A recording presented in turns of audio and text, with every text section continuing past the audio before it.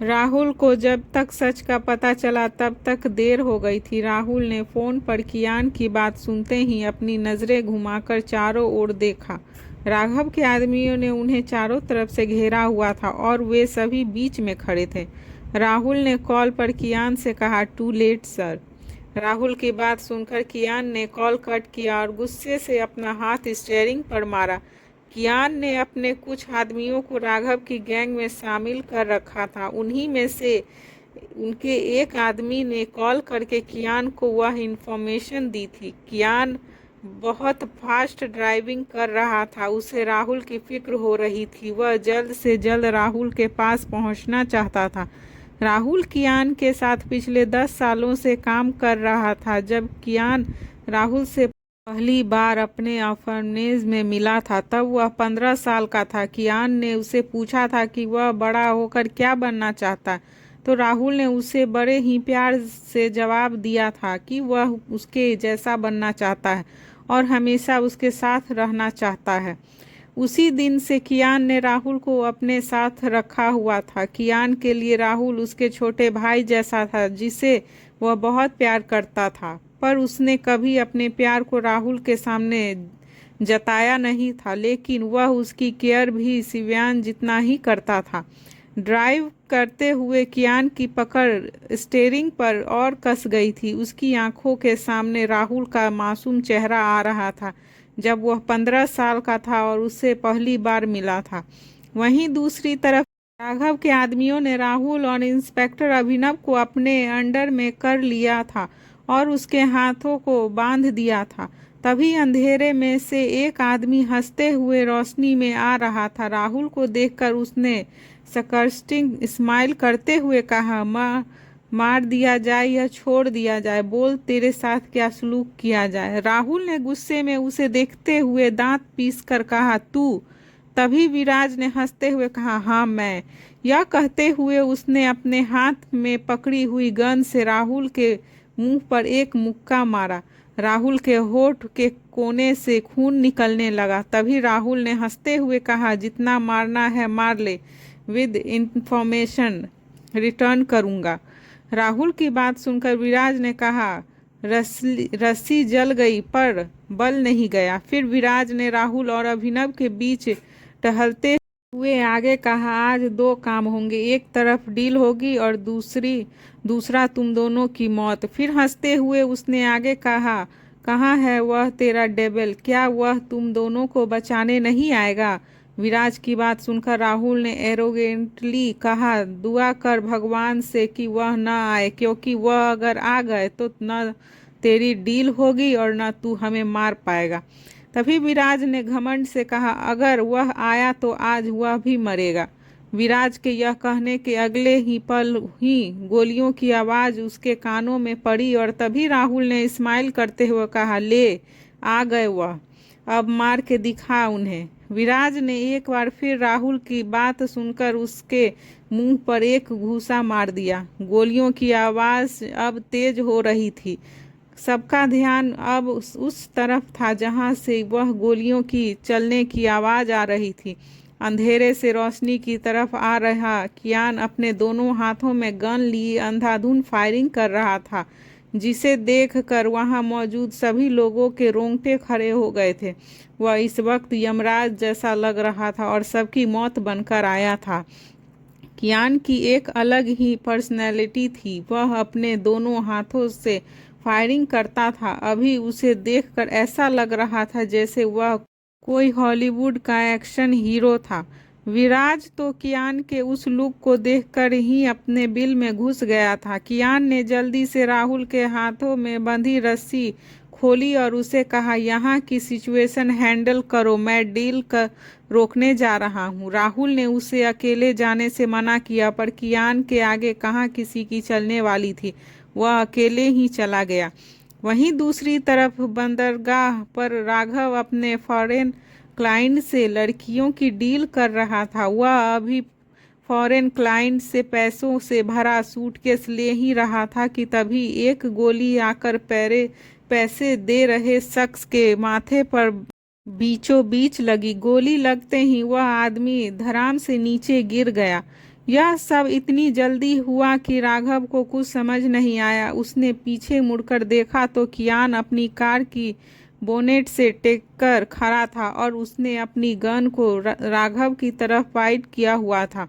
यह देखकर राघव पूरी तरह बौखला गया और अपने एक आदमी के हाथ से गन लेकर कियान पर फायरिंग करने लगा। उधर से कियान भी फायरिंग कर रहा था। उसका एक भी निशाना खाली नहीं जा रहा था। वह जब भी फायरिंग करता था तो राघव का एक न एक आदमी उसकी गोली में से मरता था। वह सभी अब छुप कर एक दूसरे पर फायरिंग कर रहे थे। राघव अपने आदमियों के साथ शिप के पीछे से छुपकर फायरिंग कर रहा था और कियान अपनी कार के पीछे छुपा था। फिर कुछ देर तक वहां ऐसे ही फायरिंग होती रही। दूसरी तरफ राहुल भी को अभिनव को वहां की सिचुएशन हैंडल करने का कहकर कियान के पास आ गया।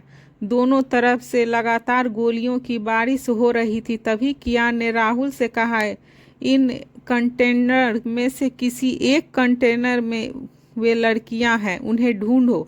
राहुल कियान की बात मानकर सभी कंटेनर पर हाथ मार कर उन लड़कियों को ढूंढने लगा। तो वहीं राघव और उनके आदमी राहुल पर निशाना लगा रहे थे। वहीं कियान उन सभी से राहुल को कवर कर रहा था। राघव के आदमियों पर फायरिंग करते हुए कियान उसके नजदीक आ गया। राघव ने इस बात का फायदा उठाकर राहुल पर निशाना लगाते हुए एक बुलेट अपनी गन से फायर कर दी, पर तभी कियान ने उसे राहुल पर निशाना लगाते देख लिया और वह जल्दी से राहुल को बचाने के लिए अपनी दौड़ और तभी अपने राहुल को धक्का दे दिया और राघव की गन से निकली बुलेट उसके राइट हैंड पर जाकर लगी।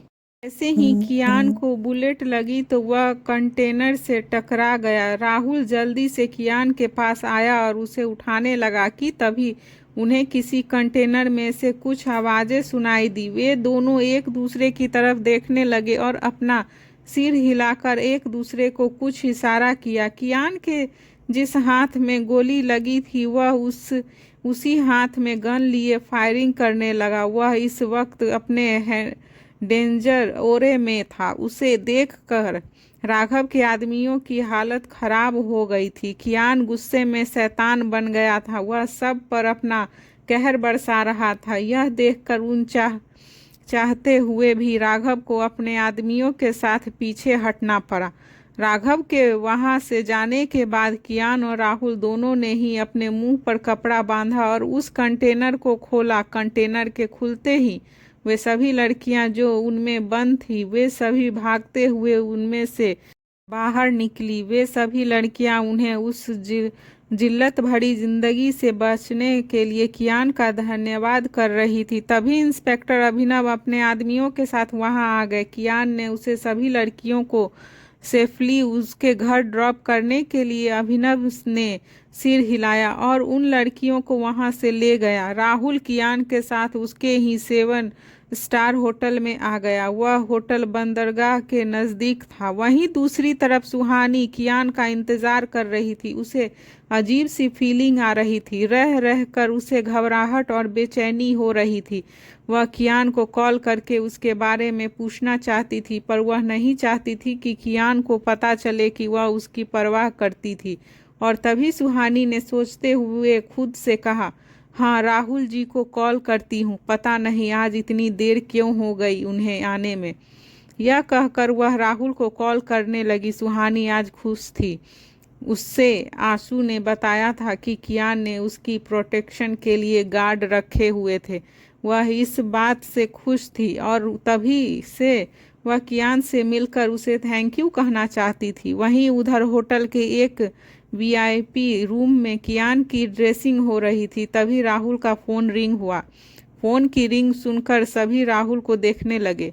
राहुल ने रूम से बाहर जाते हुए कॉल पिक करके फ़ोन कान पर लगा लिया और दूसरी तरफ से सुहानी ने कॉल पर घबराती हुई आवाज़ में उसे कहा, आप दोनों कहाँ हैं? इतना टाइम हो गया है, आप दोनों घर क्यों नहीं आए अभी तक? राहुल ने सुहानी की बात सुनकर 2 उंगलियां अपने माथे पर रखकर अपने माथे को सहलाते हुए कहा, आप 7 स्टार होटल आ जाइए। सुहानी उसकी बात सुनकर सोचने लगी और तभी उसने धीरे से कहा, ओके। राहुल से बात करने के बाद सुहानी ने सोचते हुए खुद से कहा, यह दोनों इस टाइम होटल में क्या कर रहे हैं। फिर कुछ पल रुक कर खुद के ही सवालों का जवाब देते हुए उसने कहा, होटल रूम इस टाइम कहीं वे दोनों गर्ल्स के। यह बोलते हुए सुहानी की बीच में ही रुक गई और बिना एक पल की देरी किए शिवा के साथ 7 स्टार होटल के लिए निकल गई। राहुल रिसेप्शन पर ही सुहानी का वेट कर रहा था। सुहानी के पहुंचते ही राहुल ने उसे कियान के रूम का नंबर बताया। सुहानी राहुल के एक्सप्रेशंस देखकर समझ गई थी कि बात वह नहीं थी जो वह सोच रही थी। अब उसे कुछ गड़बड़ लग रही थी, इसीलिए वह जल्दी से जल्दी कियान के पास पहुंचना चाहती थी। सुहानी एलिवेटर से निकलते ही रूम नंबर देते हुए कॉरिडोर में चली गई थी। उसने सामने की तरफ देखा तो उसे कियान कॉरिडोर में ही खड़ा कॉल पर बात करते हुए दिखा। सुहानी दूर से ही उसे पहचान गई थी। फिर उसने अपने कदमों को तेज किया और कियान पर नजरें गड़ाए हुए ही उसकी तरफ बढ़ने लगी। तभी सुहानी को खुद से कुछ दूरी पर एक लड़की दिखी। वह लड़की कियान को एक टक देख रही थी। उसे देखकर सुहानी की चिंता अब गुस्से में बदल गई और सुहानी गुस्से में उस लड़की को अपनी आंखों को छोटा करके घूरने लगी। फिर उस लड़की ने अपनी शर्ट के ऊपर के 2 बटन खोल दिए और कियान की तरफ अपने कदम बढ़ा दिए। पर तभी सुहानी ने उसके पास आते हुए कहा, ओ हेलो, यह क्या कर रही हो तुम? देखने से मन नहीं भरा क्या जो अब उसके पास जा रही हो? सुहानी की बात सुनकर वह लड़की रुक गई और उसे देखने लगी। सुहानी देखने में उस लड़की से कहीं ज़्यादा खूबसूरत थी। उसकी खूबसूरती को देखकर उस लड़की की आंखें छोटी हो गई और वह गुस्से में सुहानी को घूरने लगी। तभी सुहानी ने अपने हाथ बढ़ाकर उस लड़की के शर्ट के बटन को क्लोज करते हुए कहा, खूबसूरत हो, कोई भी तुम्हारी इस खूबसूरती के जाल में फंस जाएगा, पर जो तुम अभी मेरे हस्बैंड को सेड्यूस करने जा रही थी यह तुम किसी और के साथ करना, क्योंकि अगर तुम मुझे मेरे हस्बैंड के आसपास भी दिखी तो मैं तुम्हें कुछ करने लायक नहीं छोड़ूंगी। फिर सुहानी ने उसे घूरते हुए आगे कहा, अपनी अदाओं के जलवे कहीं और बिखेरो, उस पर नहीं जो मेरा है। उस लड़की की आंखों में सुहानी की खूबसूरती पहले से ही चुभ रही थी और अब उसकी बातों ने उसके अंदर आग लगाकर रख दी थी। उसने गुस्से में सुहानी को उंगली दिखाते हुए कहा, तुम जानती भी हो किससे बात कर रही हो? तुम, मैं तुम्हें। वह अभी इतना ही बोल पाई थी कि तभी सुहानी ने कहा, मैं तुम जैसी लड़कियों के बारे में जानना भी नहीं चाहती जो दूसरों के पति पर डोरे डालती है। सुहानी की बात से उस लड़की के सामने एक बात क्लियर हो गई थी कि वह कियान ओबरॉय की वाइफ थी और यही बात उससे सबसे ज़्यादा खटक रही थी। उसने गुस्से में सुहानी को घूरते हुए खुद से कहा, अच्छा तो तुम ही हो वह जो हमारे बीच आई हो। तुम्ही ने कियान को मुझसे छीना है। I will not leave you. वह अब देखना यह रिया तुम्हारे साथ क्या करती है। यह कहते हुए उसने अपने दोनों हाथों को सीने पर फोल्ड कर लिया।